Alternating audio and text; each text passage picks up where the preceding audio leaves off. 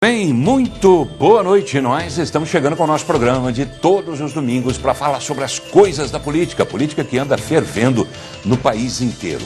Exatamente por essa razão, a gente escolheu os nossos convidados hoje para que representem todas as esferas do legislativo, federal, estadual e municipal. Ou seja, teremos aqui um vereador, um deputado estadual e também um deputado federal, para que a gente saiba como andam as repercussões de todas essas manifestações que andaram acontecendo e continuam acontecendo em todo o país. Eu começo apresentando o deputado federal João Campos, do PSDB.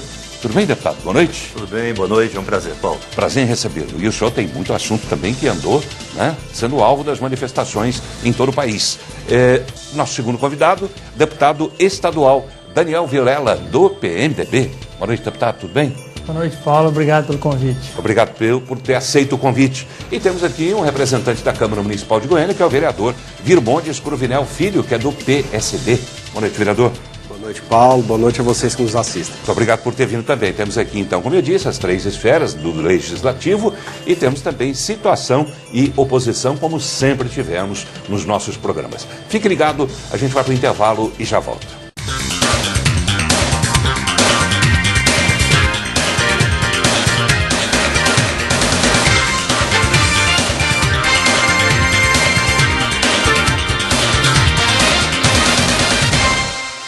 Estamos voltando ao programa deste domingo, recebendo o deputado federal João Campos, que é do PSDB.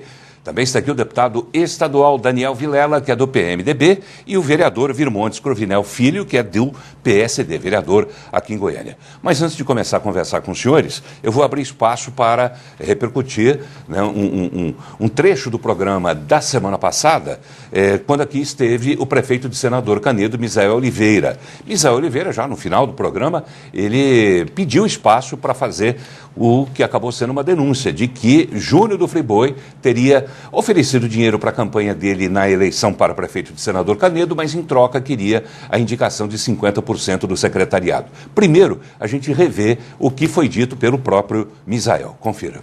Posso fazer uma confissão? Rápido, porque nós temos 3 minutos até. Então tá bom. Essa é importante. Pré-candidatura, o PSB lançando meu vice em Senador Canedo, eu fui sentar com o Júnior do Friboi lá no escritório dele. Foi, Júnior, nós estamos nessa parceria, quero ver o que você pode ajudar. O que você ajudar será bem-vindo.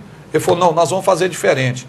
O que você depositar na campanha, eu deposito o mesmo tanto. Se você depositar 500 mil, eu deposito 1 milhão. Se você depositar 1,5 milhão legalizado, eu deposito 3 milhões e assim sucessivamente. Mas só que tem um negócio. Eu quero indicar 50% do governo. Falei, Júnior, nós não estamos fazendo negociata política, nós estamos discutindo um projeto. Você vê o que você pode ajudar e vai ser bem-vindo. Mas nessa linha aí, eu encerro a discussão aqui. Sabe o que aconteceu? Não recebi uma balinha de ajuda dele, mas também não precisou e ganhamos as eleições. Bem, a gente fez aquilo que sempre fizemos, né? O jornalismo manda que a gente ouça os dois lados. Como o Júnior do Friboi foi citado, a gente entrou em contato com ele, a nossa produção marcou inclusive uma gravação com o Júnior do Friboi, e eu, pessoalmente, estive lá com o nosso cinegrafista, o Luerte Machado.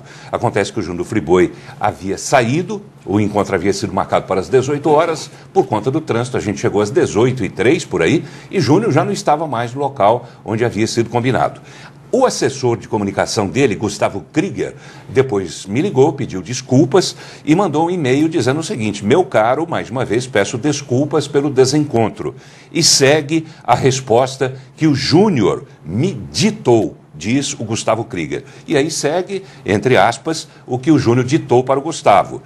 O que houve, segundo o Júnior do Friboi, o que houve em Senador Canedo foi uma aliança política transparente na qual o PSB indicou o vice. Minhas conversas, diz o Júnior do Friboi, minhas conversas foram com o Vanderlan Cardoso e envolveram compromissos políticos. Todas as atitudes do partido foram marcadas pela maior lisura. Abraço, Júnior do Friboi. Um abraço para o Júnior do Friboi também. Mas a gente quer ouvir, naturalmente, sempre ouvindo os lados. Como ele disse que a conversa dele foi com Vanderlan, e Misael havia dito que a conversa havia sido com ele, Misael, a gente vai ouvir Misael, que participa pelo telefone do nosso programa. Prefeito de Senador Canedo, Misael, boa noite. Como é que o senhor recebe essa resposta de Júnior do Friboi? Paulo, primeiramente, boa noite aos participantes do programa. O Júnior deve estar esquecido. Ele talvez pela relevância do problema e a situação que foi colocada, o Júnior esqueceu. Mas eu reitero tudo o que diz, inclusive está aqui do meu lado uma pessoa que estava comigo na reunião, que é o ex-prefeito e senador Canedo, Túlio Sérvio, que participou e que viu toda a conversa daquilo que eu relatei, e o Túlio vai aqui só dar uma boa noite também e confirmar ou não confirmar da conversa que ele participou. Só um momentinho. Tá bem, vamos ouvir então o ex-prefeito Túlio Sérvio lá de Senador. Tudo bem? Boa noite. Boa noite. Bem rapidamente, por favor. Nós participamos dessa reunião junto com o prefeito senador Canedo e eu confirmo todas as palavras que o prefeito disse em seu programa na noite de domingo, viu? Que os senhores tiveram um encontro com o Júnior do Friboi e que o Júnior do Friboi teria oferecido colaboração para a campanha desde que indicasse 50% do secretariado. É isso que o senhor confirma? Alô? O senhor confirma que Júnior do Friboi ofereceu dinheiro para a campanha, mas em troca queria indicação de 50% do secretariado? É isso que o senhor está dizendo? Realmente foi essa conversa, teve essa conversa, ele ofereceu e seria a porcentagem do que ele tinha oferecido em participar na licitação da prefeitura. Tá bem. Os senhores... Essa reunião que houve... O que o senhor respondeu para ele? Junto com o prefeito senador Canedo. O que o senhor respondeu para ele? Não, eu fiquei calado porque nós estávamos junto com o prefeito atual, né? Então eu era candidato e isso era mais uma composição de partido naquele momento. Tá bem. Agradeço a sua participação. Posso voltar a falar com o Misael? Pois não, vou passar. Tá bem. Misael, para a gente encerrar. Para a gente encerrar, quer dizer, eu gostaria de saber também o que é que o senhor disse para Júnior quando ele fez a proposta? Eu falei que aquela conversa, que eu estava fazendo uma composição política, e que aquela conversa era muito ruim, que se ele levasse aquela conversa para outros candidatos, a conversa ia soar muito ruim. Falou, alguém, uma hora, vai te deixar em situação difícil, porque essa conversa é muito ruim. Você está conversando política envolvendo outras questões. Então, deixa o dito pelo não dito. O que você, aí eu reitero aquilo que ele disse, foi o que você puder ser ajudado, vai ser bem-vindo, mas não nessa linha. E ele não ajudou. A verdade é que não veio nenhum centavo de ajuda, mas nós conseguimos resolver o problema com as dificuldades que todo mundo enfrenta, mas conseguimos ganhar a eleição, graças a Deus. Eu gostaria, para a gente encerrar... Ajuda dele. Eu gostaria de saber, para a gente encerrar, prefeito, por que só agora o senhor fez essa denúncia? E lembrando que agora Júnior está... Não, eu não fiz. Isso aí foi o relato de uma conversa que aconteceu, só que a conversa que era para ser política estava tomando outro rumo. Eu só fiz um relato daquilo que aconteceu, tendo em vista que naquele programa você fazia um questionamento sobre uma conversa dele dentro com os candidatos do PMDB. Se eu for o candidato, tem dinheiro. Eu falei, então a coisa não mudou nada de lá para cá, né? Então eu vi que está sendo conduzido tudo na mesma linha. Quer dizer, isso é muito ruim para o processo político, ainda mais. Olha, tudo que está acontecendo no Brasil nesse momento, um dos motivos é isso aí, essa conversa exagerada de quem tem dinheiro acha que compra tudo, que compra a consciência do povo, e não é assim. Só dinheiro não ganha eleição, é preciso um conjunto de fatores.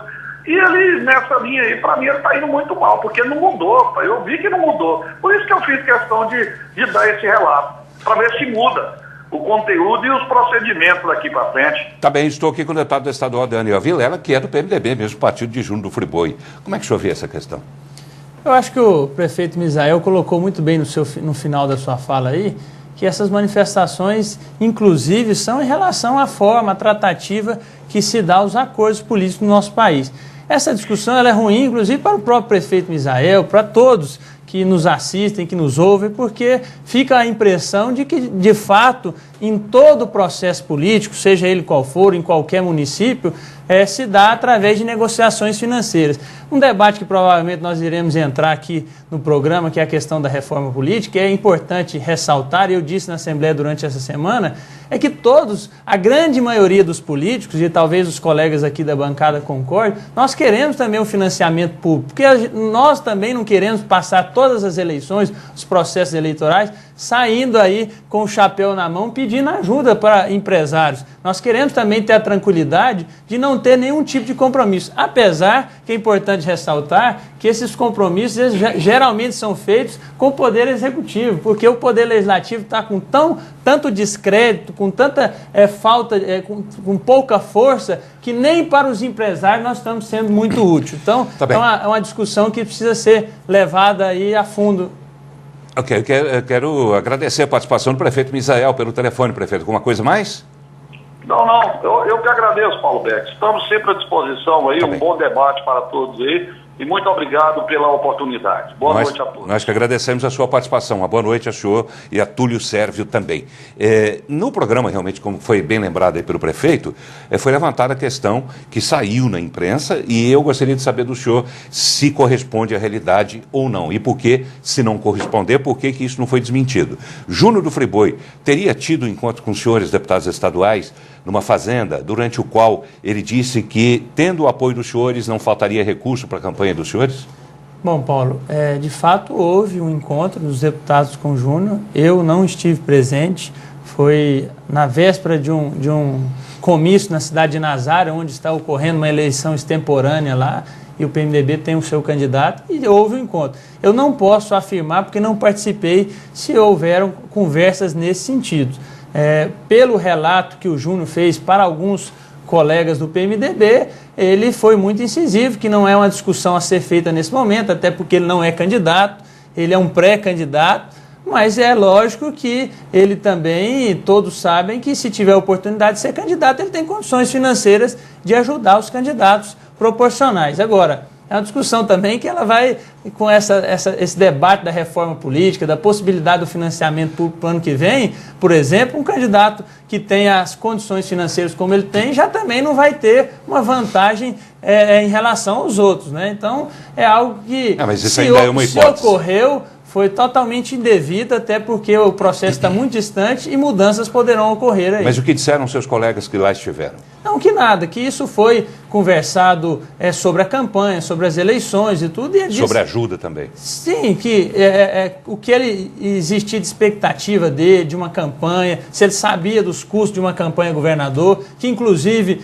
nos últimos pleitos aqui tem sido inflacionada pelo atual governador Marconi Perillo. Tanto é verdade que as candidaturas do PMDB sempre foram prejudicadas. A própria eleição do ex-prefeito Íris, ex-governador Íris, era uma eleição onde a gente anda no interior, as pessoas relatam as dificuldades até para ter adesivos, enquanto os nossos adversários, principalmente o atual governador, chegavam com toda uma estrutura que invejava os nossos aliados nos municípios. Agora, tudo isso poderá ser mudado. E é lógico que eu não vou negar que, com certeza, isso deixa um pouco animado o partido nos municípios a possibilidade de ter uma campanha com estrutura partidária. Tá bem, eu quero lembrar aos convidados, né, e ao telespectador também, que nós estamos num debate.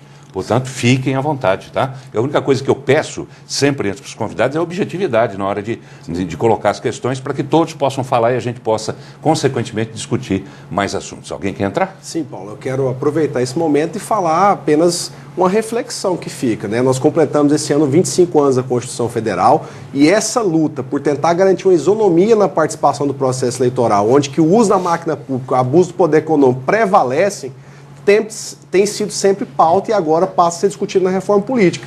Lamentável, um partido histórico como o PMDB, onde que líderes jovens aparecem despontando na militância, na atuação parlamentar, aceitarem uma situação como essa. Então, assim, o deputado Daniel colocou que não esteve presente, mas colocar que eu estou com estrutura, sou candidato, acredito que tem que ser ouvido toda a comunidade goiana, principalmente os diretórios, onde que são fortes a estrutura partidária e totalmente desprezando uma história do próprio partido. Então, na minha avaliação, o cidadão que já aparece assim e se apresenta como candidato porque tem dinheiro, merece ser avaliado com olhos críticos, inclusive da sociedade goiana. Mas é importante dizer, Vimontes, que ele não disse nada disso. Ótimo. Segundo ele inclusive colocou que ele é um pré-candidato, que ele não pode fazer nenhum tipo de compromisso eleitoral se nem candidato, ele deixou bem claro. Se o senhor disse que não estava lá, como é que o senhor disse que ele não disse? É porque ele relatou isso para alguns líderes do partido, que cobrou uma posição dele, inclusive.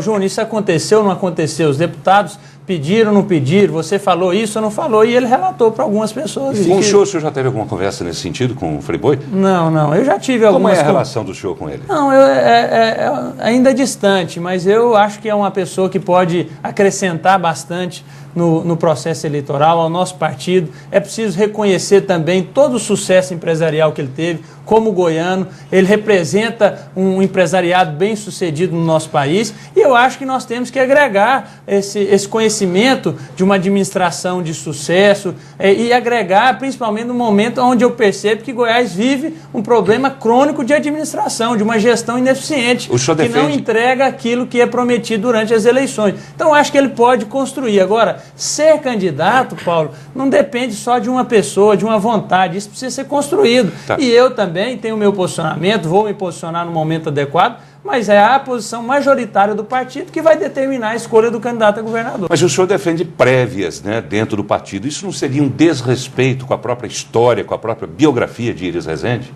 Agradeço por essa pergunta, Paulo. Eu tenho defendido isso já há algum tempo dentro do partido. Acho que é uma forma, inclusive, de incluir o debate nos municípios, nos líderes municipais do nosso partido, que não são ouvidos muitas das vezes, que as escolhas são feitas na cúpula e isso tem levado a derrotas dentro do nosso partido.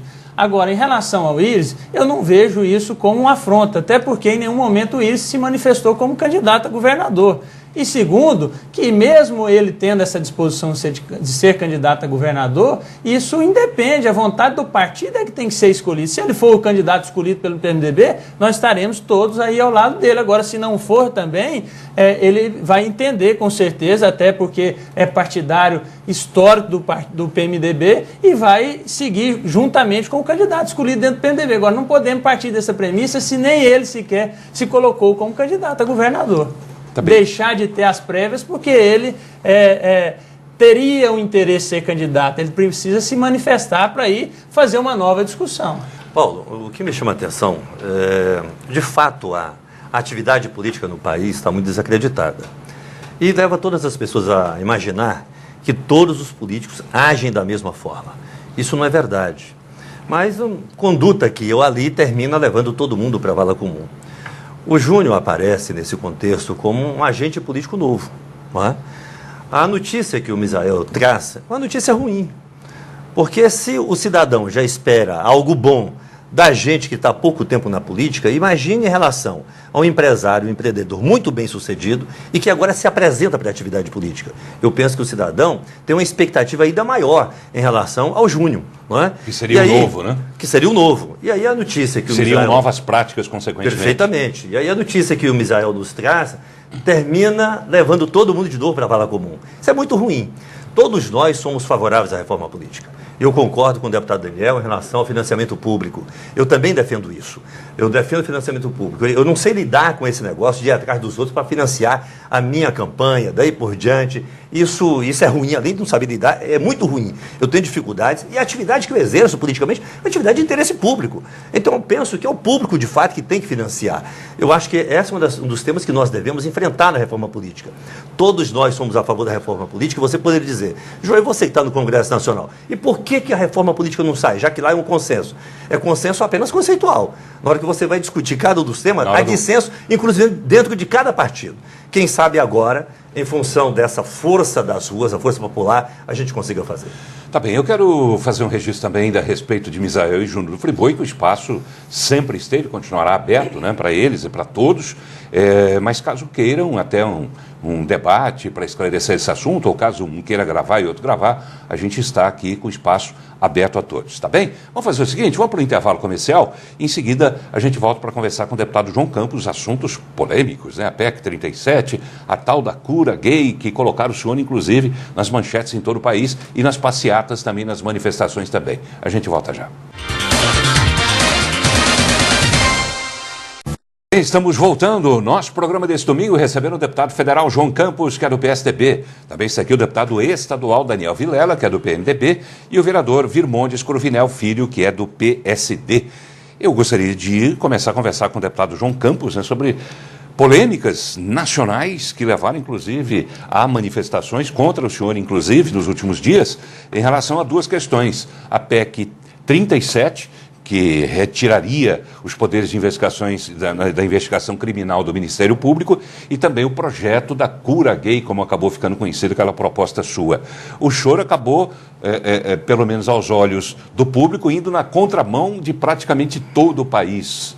Por que, deputado, que o senhor manteve essas posições polêmicas em relação a essas duas questões? Paulo, eu quero te agradecer. Esse momento, para mim, é singular. Eu penso que a grande mídia brasileira não é democrática, porque o papel da mídia é informar. E para informar, você tem que informar os dois lados, no mínimo, não é?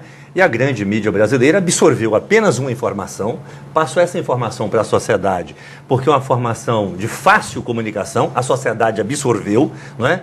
E aí eu tenho que lembrar de Tancredo Neves. Tancredo Neves disse que o povo não erra, porque o povo decide com a informação que tem. O povo só tinha uma informação, não é? E aí você me dá uma oportunidade aqui democrática. Onde é que está a questão absoluta de o povo não erra, sendo que o povo julgou o senhor e condenou? O povo não erra, porque o povo tinha só a informação. Então o povo errou. Se eu parto da premissa de que o povo julgou a partir da informação que ele tinha, então ele estava correto.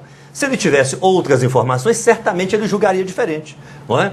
Agora, você está sendo democrático, está me dando um espaço aqui ímpar, singular. Não é a primeira vez que o senhor fala nos meus programas sobre essas duas questões. Veja você, a PEC 37, minha posição não foi conhecida agora, era conhecida desde o início, inclusive aqui no seu programa, não é? É porque o Ministério Público, instituição valorosa... E me permita só, deputado Daniel e vereador Vilmontes, nós estamos num debate, tá? Se os senhores tiverem posições contrárias, inclusive é hora de colocar em discussão. O Ministério Público é uma instituição que tem o respeito de todos nós, não é? Inteligentemente trabalhou uma campanha que foi absorvida pela mídia espontânea depois, uma campanha orientada por um marketing inteligente, profissional, para derrotar a PEC. Então começou dizendo a PEC da impunidade. Esse nome por si só precisa de alguma explicação? Não precisa, não é? Linkado a isso está, quem é a favor da PEC é a favor da corrupção, quem é contra a corrupção. A PEC, se aprovada, vai ampliar a corrupção no país. Não precisa falar mais nada. Com essa informação só, não é verdade, não? Qualquer cidadão ficaria ao lado. Não é verdade? Mas essa campanha... Porque deixar nas mãos das polícias, que sabidamente tem uma estrutura precária, Paulo, não é um risco? Essa informação, embora inteligente e de fácil comunicação, é falaciosa, para não dizer mentirosa. E eu não poderia, tendo a informação que eu tenho, conhecendo a matéria profundamente, como eu conheço, e não só de leituras, mas no Supremo Tribunal Federal, no debate na Câmara, daí por diante, orientar meu voto por uma mentira, por mais que fosse inteligente a comunicação. Não falou mais alto aí o lado policial do senhor é delegado. Eu vou dizer para você, eu sou delegado, e em Goiás e no Brasil, todo mundo sabe que eu sou delegado. Mas o meu voto foi um voto consciente e independe da minha condição de delegado de polícia. É da minha consciência. Consciência jurídica, consciência de cidadão, consciência cívica, com espírito público. E mais, Paulo, será que pela minha história de vida aqui em Goiás, de político, de policial, de cidadão, de pastor, alguém aqui há de se convencer que um homem com a minha história vai votar a favor de um projeto que vai aumentar, vai facilitar, vai estimular a corrupção do país? Ah, brincadeira. A campanha é mentirosa. A Constituição da República hoje é que não permite o Ministério Público investigar. O que o Ministério Público negociava conosco lá era a possibilidade da PEC 37 abrir para que eles pudessem investigar em algumas hipóteses. É exatamente o contrário. E você poderia me dizer, João, mas o Ministério Público já investiga. Claro que investiga. A revelia da lei. Por isso que as investigações realizadas pelo Ministério Público estão sob júdice do Supremo Tribunal Federal. E veja, Paulo, só para dar mais um detalhe aqui, eu sei que o tempo aqui é curto. Quer no texto do deputado Fábio Tradi, que não é delegado de polícia nem é promotor, é advogado, ex-presidente da Ordem do Mato Grosso do Sul, no texto dele, ele abria essa possibilidade para o Ministério Público investigar em algumas hipóteses. Eu até trouxe aqui para cada um de vocês uma partinha com os documentos para não ficar só na minha fala. Tá bom, uma para você, o deputado Daniel, outra para o vereador Virbones. Ok? No texto que o Ministério Público apoiou, o deputado Fábio Tradi, que é o relator, abria a possibilidade do Ministério Público, em situações excepcionais, também investigar. Esse texto, apoiado pelo Ministério Público, foi derrotado na comissão especial, porque houve uma intransigência. O texto que seria aprovado agora no plenário e que teria o meu apoio foi o texto produzido pelo Ministério Público, pelos delegados de polícia, por 2 deputados designados pelo presidente da Casa, o Fábio Tradi e o Bernardo lá de Minas Gerais, É um texto que possibilitava o Ministério Público também investigar de forma mitigada. E tinha o apoio do Ministério Público. E aí eu digo que tem o apoio do Ministério Público, Paulo, pelo seguinte: quem eram os representantes do Ministério Público que faziam parte desse grupo de trabalho? O presidente da Associação Nacional dos Procuradores da República, Ministério Público Federal. O presidente da CONAMP, que é o Ministério Público dos Estados. O presidente do Conselho Nacional de Procuradores de Justiça. E o Procurador-Geral de Justiça do Rio Grande do Norte, que é o estado do presidente da Câmara. Esses 3 homens, com 4 delegados e os 2 deputados, elaboraram o texto, que tinha o meu apoio. Só que quando esses representantes do Ministério Público levaram esse texto para a base não aceitou. Aí não teve como votar. E aí foi o texto original, e aí o texto original foi derrotado. Ok? Então é a mentira. Pois é, mas deputado, eu gostaria de saber do senhor. Eu fiz a pergunta, mas o senhor estava desenvolvendo seu raciocínio. Como é que o senhor justifica o fato de que as investigações continuem nas mãos das polícias, né, a judiciária e a federal, sendo que, reconhecidamente, ambas não têm a estrutura ideal para o funcionamento? E sabendo que, nas mãos das 2 polícias, muitos inquéritos ficam nas gavetas, não existe a estrutura necessária para trabalhar as investigações. Quer dizer, como é que o senhor explica isso para o cidadão? Exatamente, eu ia votar o texto que tinha a participação até do Ministério Público, que possibilitava o Ministério Público, diferentemente de hoje, realizar a investigação sem que essa investigação fosse questionada. A base do Ministério Público é que radicalizou em função do movimento da rua. Pensaram, como é que nós vamos concordar com isso, sendo que já ganhamos a opinião pública? Radicalizaram, não foi possível votar o texto que ia permitir que eles investigassem. E que tem o meu apoio. Então, o que foi acertado no Colégio de Líderes da Câmara? Na medida que derrotasse a PEC 37, que já estava desenhado, a nova derrota, então um novo texto será preparado, esse assunto não foi encerrado, e eu penso, Paulo, que o novo texto que vai surgir certamente no início de agosto, vai ser exatamente esse que foi produzido com a concordância dos líderes do Ministério Público. Qual será o outro? Não é? Por que pegar outro, sendo que esse já contou com a essência deles? E esse tem o meu apoio. Tá bem, quero ouvir os senhores. Eu até estava ouvindo aqui o raciocínio do deputado João Campos, que mostrou para nós um profundo conhecimento aí do projeto, mas eu entendo também, até como bacharel em Direito, o Virmondes é professor de Direito Constitucional, que inclusive esse debate não termina agora, sim, por causa das ações de inconstitucionalidade que estão tramitando no Supremo Tribunal Federal. Então talvez esse debate que houve aí intenso, amanhã fique sem nenhuma observância, nenhuma validade por uma decisão do Supremo, se for contrário ao que foi votado pela Câmara. Então é preciso, inclusive, esperar a decisão do Supremo, porque é o nosso guardião da Constituição e que vai dizer o que de fato a Constituição estabelece em relação a essas investigações. O senhor falou sobre as investigações estarem sob júdice. Quer dizer, significa que se o Supremo decidir que essas investigações não valem, o que vai acontecer com esse trabalho todo? Muita impunidade, porque as provas produzidas pelo Ministério Público se tornarão ilícitas, imprestáveis ao processo.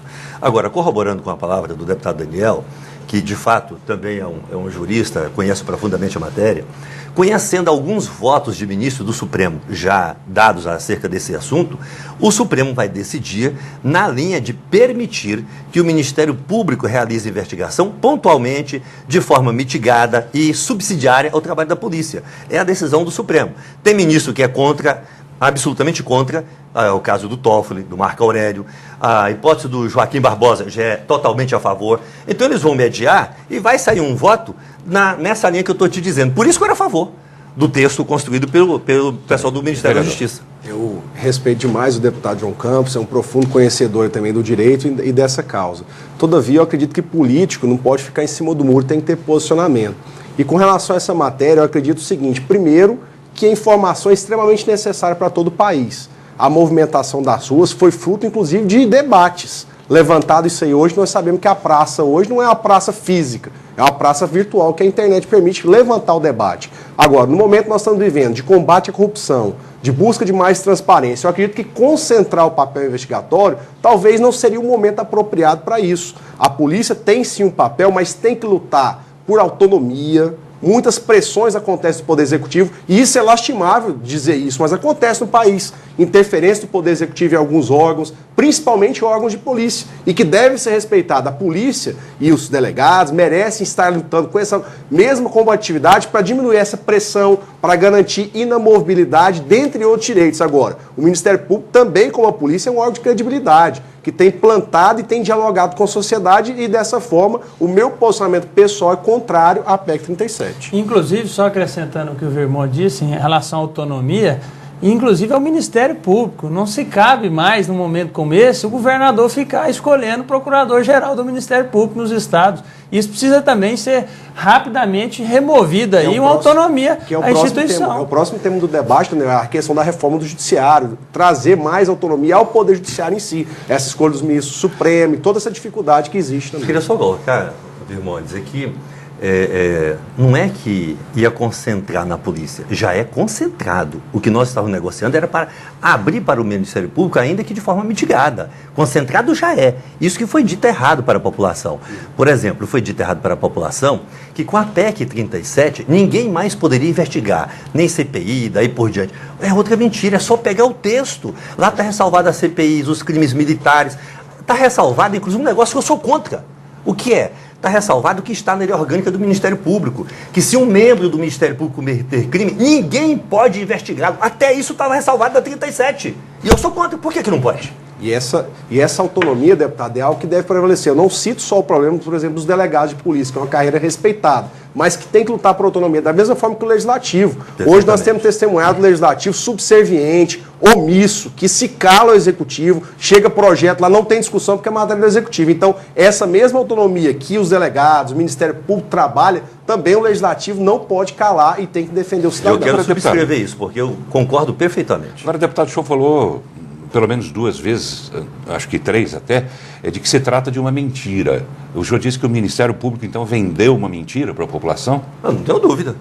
O Ministério Público mentiu? É mentiroso isso? Não tenho dúvida de que a tese que foi desenvolvida, não é, orientada pelo marketing, ela não se sustenta, ela é falaciosa, Paulo. Ela é falaciosa. Pegue uma Constituição Federal, entregue a qualquer membro do Ministério Público no Brasil e diga, me mostre qual é o artigo, ou a linha, ou inciso, enfim, ou parágrafo que diz que o Ministério Público tem a atribuição de realizar a investigação criminal. Ele não vai te mostrar, porque não tem. E venderam para a sociedade que tinha. Ao vender para a sociedade que tinha, disseram, então a PEC 37 vai tirar isso. Mas como é que vai tirar, sendo que não tem? Então isso não é verdade. E por que os senhores, especialmente o senhor, porque o senhor nunca se levantou contra isso? Sempre me levantei, mas onde que me ouviam? Aqui no seu jornal, na sua Suprema Televisão, o jornal Opção, me parece que o jornal Hoje, e a grande mídia não me ouvia. Assim como ouviu o deputado Lorival Mendes, mas ouvia todos os outros atores que desenvolviam outra tese. Agora, por essa tese do senhor aí de que o Ministério Público vendeu uma mentira e a população comprou essa mentira, o senhor quer dizer que a população também foi enganada? Olha, a população... Apesar da internet, como disse o vereador Vermontes, apesar do acesso à informação, a população fez a manifestação sem razão? A sociedade brasileira vai examinar a Constituição? Esse é um assunto eminentemente técnico, jurídico. O cidadão ia examinar a Constituição Federal, ele ia para a faculdade de Direito questionar para saber se era verdade, daí por diante, com a linguagem que foi utilizada fácil. PEC da impunidade. PEC, quem for a favor dele é a favor da corrupção. Vai aumentar a corrupção. O cidadão precisava de mais algum dado? Não precisava. E o cidadão tinha razões para duvidar? Não tinha. Tá, eu vou propor ao senhor um debate em outro programa, para que a gente convide um representante do Ministério Público e um representante da população também para discutir com isso, com o senhor essa questão. E da OAB, que foi a favor da PEC 37. E no programa que eu estive aqui com você, estava o representante do Ministério Público, o doutor Lauro. Em outra ocasião, o senhor esteve com ele. Perfeitamente. Mas a situação agora é outra. Estou à disposição. Pelo clamor das ruas, a situação agora é outra. Sim. O senhor aceita o debate? Estou inteiramente à disposição. Tá bem, nossa produção vai, então, agilizar contatos, para que a gente possa fazer esse debate. Se não, nesse programa, no outro que a gente tem também. Tá ok? Vamos fazer o seguinte, a gente vai para um rápido intervalo, tem muito assunto ainda a tratar com os nossos convidados, a gente faz isso no próximo bloco. Fique ligado. Estamos voltando, o nosso programa desse domingo, recebendo o deputado federal João Campos, que é do PSDB. Também está aqui Daniel Vilela, deputado estadual pelo PMDB, e vereador Virmontes Cruvinel Filho, que é do PSD. Eu convido os senhores para participarem também dessa outra discussão que a gente inicia agora com o deputado João Campos, sobre outro assunto né, que tomou as manchetes do país, foi tema, né, de palavras de ordem nas manifestações em todo o país também, que é a questão da chamada cura gay. Primeiro, eu gostaria que o senhor explicasse. O senhor já esteve no meu programa em outras ocasiões, explicou. Mas antes que a gente coloque as críticas feitas ao projeto e até ao senhor, eu gostaria que o senhor explicasse qual foi a intenção desse projeto que acabou sendo batizado de cura gay. A intenção, Paulo, eu me utilizei do artigo 49 da Constituição, que estabelece que cabe ao Congresso Nacional sustar atos normativos do Poder Executivo que exceda o poder regulamentar, porque isso caracteriza uma invasão na competência do Poder Legislativo. Eu entendi que a resolução número 199 do Conselho Federal de Psicologia, ela invade a competência do Poder Legislativo, que aquilo que está lá não deve ser objeto daquela resolução, mas de uma lei feita pelo Congresso. Meu debate é só esse. É, portanto, um debate de natureza constitucional. Mas por que o senhor se preocupou com isso? Eu insisto, com esse aspecto porque alguns especificamente? psicólogos estão sendo processados pelo Conselho para ter o seu registro cassado. Exatamente porque, a partir daquela resolução, foram fazer atendimento a homossexuais que os procuraram, homossexual maior de 18 anos, capaz, daí por diante, que em razão de transtorno, etc., e aqui não estou falando de doença, procuraram, estão sendo, e foram atendidos, que respondem pelos seus atos, foram atendidos, estão sendo processados pelo Conselho. Eu não conhecia essa norma. Eu fui examinar a norma e cheguei à conclusão. Quem alertou o senhor para isso? Vários psicólogos. Eu poderia destacar, dentre eles, a Marisa Lobo, do Paraná, não é? Mas são vários. Bom, eu fui examinar a norma. Examinando a norma, cheguei à conclusão de que aquela norma é da competência do Congresso, não deve ser objeto de uma resolução, mas de uma lei. E questionei isso. Entrei com um projeto de decreto legislativo para sustar essa resolução e, a partir disso, então, que o Congresso faça a lei. Só isso. Não trato de patologia, de doença, de cura gay e daí por diante. Queria deixar isso muito claro. Você poderia me perguntar, João, mas então por que deram o nome de cura gay? De forma estratégica.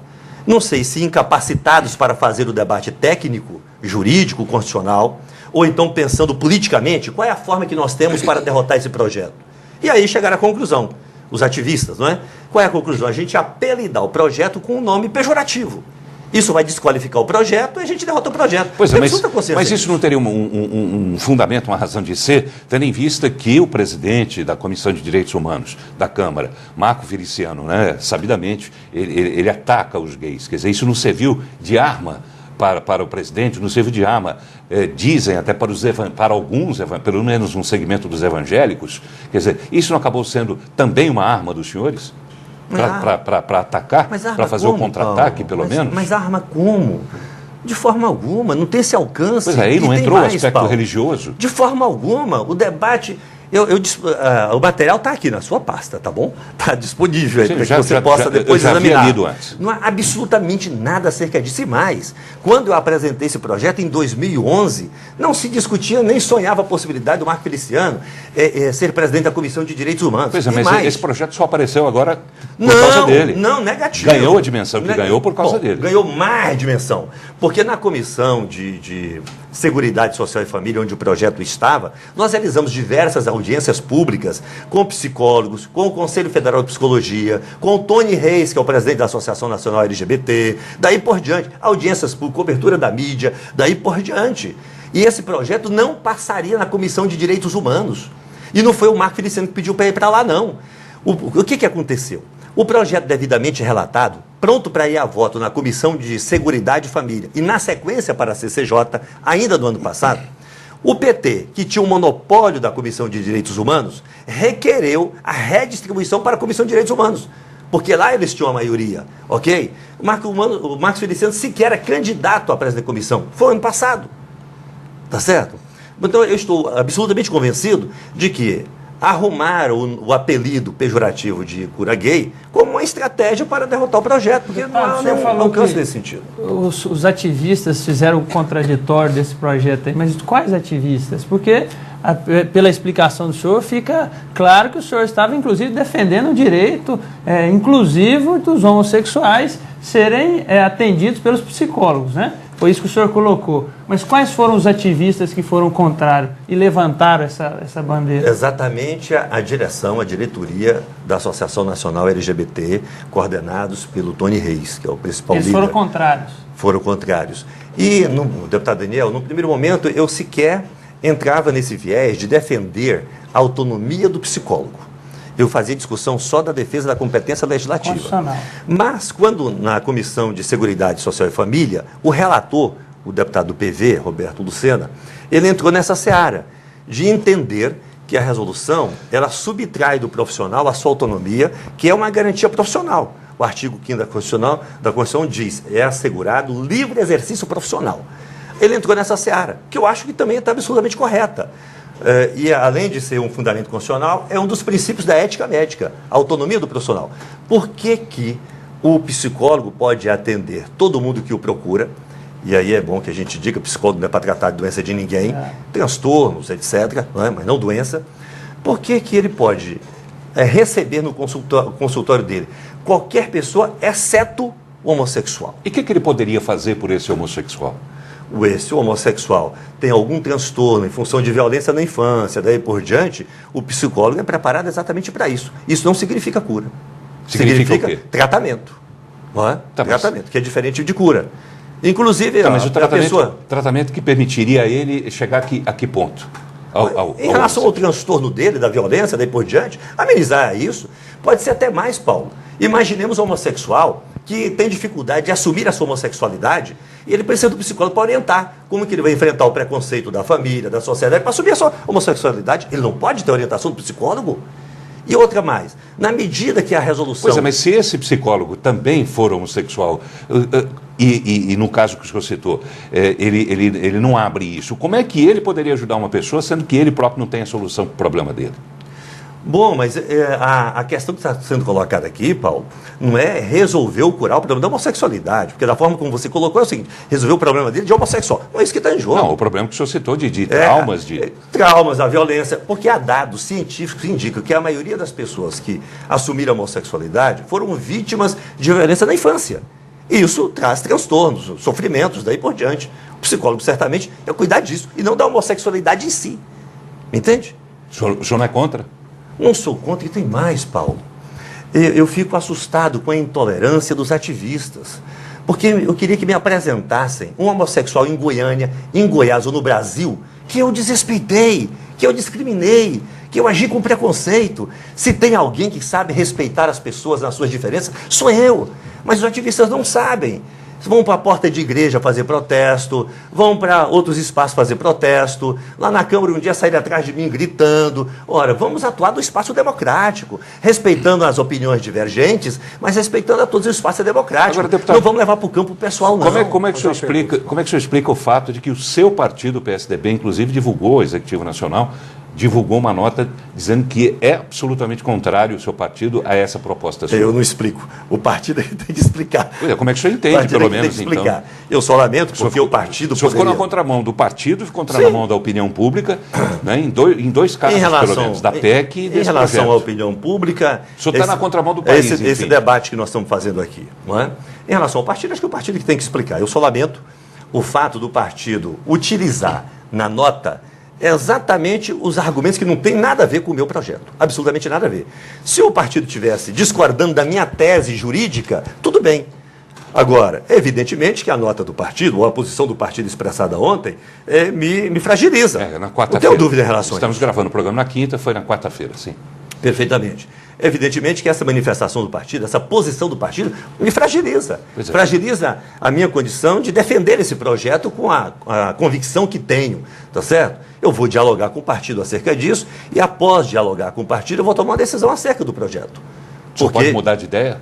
Não é que é mudar de ideia, eu posso mudar de posição política do ponto de vista. Eu mantenho o projeto? Não mantenho o projeto? Então não é uma convicção pessoal? Convicção pessoal da minha tese, sim, disso eu não tenho dúvida. Mas o senhor pode seguir o que o partido orientar? Perfeitamente. Perfeitamente. Então é mudar de ideia. Então o senhor pode refluir. Não, mas eu não mudo de convicção, Paulo. Mas o senhor reflui Veja que da defesa do projeto. Se o partido, não é se, porque o partido já fez. O partido já oficializou uma posição contrária ao projeto, não é? Então, eu fiquei fragilizado na defesa do projeto politicamente, não juridicamente, como tese, como convicção, politicamente dentro do parlamento. Mas o senhor pode refluir da defesa, então, desse projeto. Então, em relação a isso, politicamente, eu vou dialogar com o partido. A Associação Nacional dos Psicólogos não defendeu o projeto do senhor? Para minha surpresa, não. O Conselho de Psiquiatria também. Essa era a minha dúvida, né? Qual é o posicionamento do Conselho Federal de Psicologia sobre a matéria? Quer dizer, o pessoal foi contra, né, deputado? O Conselho Federal de Psicologia O Conselho Federal de contra. Psicologia foi, mas lá no Conselho, Paulo, me assusta, porque lá há um ativismo enorme. Lá no Conselho, nos dias dos debates, eles liberavam funcionários para ir para a sessão da Câmara levantar cartazes. Isso é papel do Conselho? Então me deu a entender que o Conselho está contaminado pelo ativismo. Porque, isso não é próprio. Na verdade, o senhor também estava contestando a normativa do próprio Conselho. Sim, né? Perfeitamente. Tá então, bem. nesse sentido, até compreendo. Temos 5 minutos apenas de programa. Vamos falar um pouco de política mesmo, política de bastidores, essa coisa toda. Posso fazer uma pergunta, senhor? Claro, Paulo. Claro. Aliás, você tem me convidado para estar no seu programa aqui, não para defender as minhas teses, como o deputado defendeu aqui, políticas. O senhor tem me convidado para vir aqui para fazer defesas de integrantes do meu partido, mas eu estou sempre à disposição de fazer essas defesas. O senhor? Está difícil de forma defender alguma, integrantes? estou sempre à disposição. Fica difícil defender De forma integrantes, nenhuma, não? nunca tive posição em cima do muro. Eu ia fazer a pergunta exatamente sobre propostas, porque eu vejo no senhor, já disse isso desde o início, vejo no senhor, vejo em Virmondes, vejo em Tiago Albernaz, né, nessa nova geração da política, eu vejo uma esperança, né? Como vejo esperança também na manifestação das ruas para que a gente mude essas coisas. Eu ia falar sobre isso, mas já que o senhor falou em defender companheiros de partido, me veio à memória, né, um Twitter de Dona Iris, deputada federal, dizendo que menino, como é que é? Menino não vai para o céu, menino mal criado não vai para o céu. Como é que ela disse? Bem, Paulo, você que está dizendo desse Twitter, não sei se você está querendo que ela dizer que ela referiu a mim, né? Sim. Eu não sei se foi de fato a minha pessoa que foi encaminhada, porque ela não nominou nada disso, né? Eu não tenho nenhuma dificuldade com a Dona Iris, sei reconhecer a importância dela, a legitimidade política dela, o histórico dela, né, desde a época das diretas já, portanto, da minha parte não há nenhum tipo de dificuldade com ela. O senhor entendeu que não é para o senhor esse recado? Não, acho que essa carapuça aí não pode ser para a minha pessoa, não. Quando o senhor propôs as prévias dentro do partido, isso deixou Dona Iris, teria deixado Dona Iris insatisfeita? Acredito que quando não. O senhor fez algumas críticas, quando o senhor se posicionou, o senhor, afinal de contas, é Iris ou é o Júnior do Friboi? Eu sou PMDB, Paulo, mas além de ser PMDBista, eu tenho convicção que o partido e os políticos precisam estar atentos a isso que está acontecendo nas ruas. Precisa ter um discurso atualizado, precisa estar pensando naquilo que as pessoas estão esperando de nós políticos. Essa questão das prévias, eu tenho defendido há muito tempo, porque eu acho que é a forma mais democrática de se ouvir o partido, de ter uma decisão coletiva, a possibilidade de errar acaba sendo menor, e não uma decisão de cúpula aqui em gabinete, em Goiânia ou em Brasília. Inclusive, no nosso último encontro regional do PMDB em Morrinhos, a própria deputada Iris fez um discurso elogiando essa questão das prévias, porque ela sabe da importância das bases partidárias no interior serem ouvidas também. Eles querem se manifestar, eles querem se sentir inseridos dentro de um processo eleitoral. E eu ia perguntar também, até fiz referência a isso, sobre essas manifestações das ruas, né? Os senhores são jovens, né? João Campos também é jovem, e eu gostaria de saber bem rapidamente de cada um em que essas manifestações podem provocar mudanças na política e principalmente na cabeça de cada um. Muda o que na sua cabeça, vereador? Primeiro, Paulo, a questão da conscientização política é extremamente necessária. Não adianta acompanhar a política apenas em época de eleição. Política, você tem que acompanhar o mandato, cobrar postura, cobrar coerência, cobrar que não fique em cima do muro e que defenda o interesse da sociedade.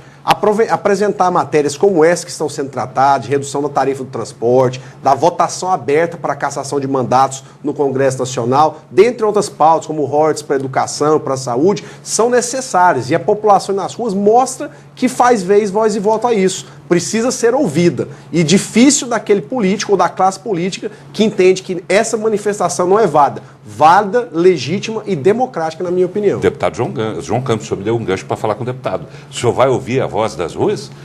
Sim. Ou elas estão erradas, como o senhor disse? A rua é inteligente, o povo é inteligente, as manifestações vêm em boa hora.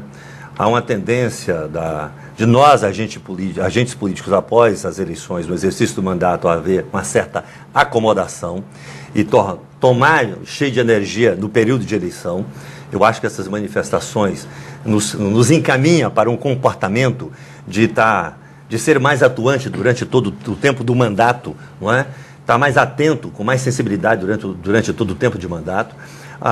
Os resultados nós já estamos observando, porque as casas legislativas, prefeitos, governadores, já estão tomando decisões importantes em função do movimento de rua, tiveram uma percepção daquilo que está agoniando o cidadão nesse instante, não é? Extremamente positivo. Tá bem. Para encerrar, deputado Daniel Vilela, Paulo, em 30 segundinhos, o que é que muda essa manifestação? O que é que muda na sua cabeça? Eu acho que é muito cedo para saber o que vai se mudar, porque é preciso passar esse momento de calor aí para ver que de fato vai ser alterado na classe política ou não.